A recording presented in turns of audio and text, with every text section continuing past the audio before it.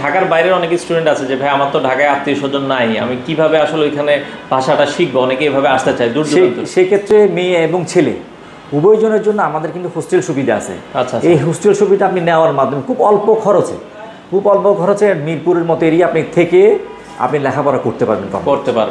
তো দর্শক, যারা জাপানিজ ল্যাঙ্গুয়েজ শিখতে চান আপনারা কিন্তু তাদের প্রতিষ্ঠানে চলে আসতে পারেন। স্ক্রিনে নাম্বার দেওয়া আছে, বাংলাদেশের যে কোনো প্রান্ত থেকে আপনারা চাইলে জাপানিজ ল্যাঙ্গুয়েজগুলো শিখতে পারেন।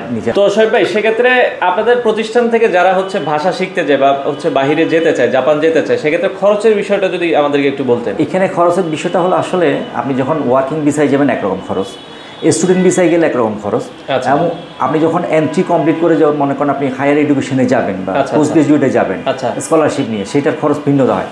তো আমার জন্য সবচেয়ে ভালো হয় আপনি কোন প্রক্রিয়ায় যেতে চাচ্ছেন, সে কোন প্রোগ্রামে।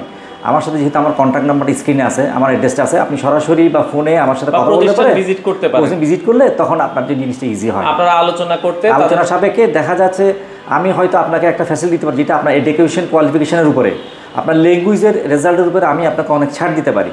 সেই জন্য আপনি সরাসরি আমার অফিস ভিজিট করেন বা কন্ট্যাক্ট করেন, দেন আমি আপনাকে হয়তো এটা ডিটেলস আলোচনা করবো। আচ্ছা।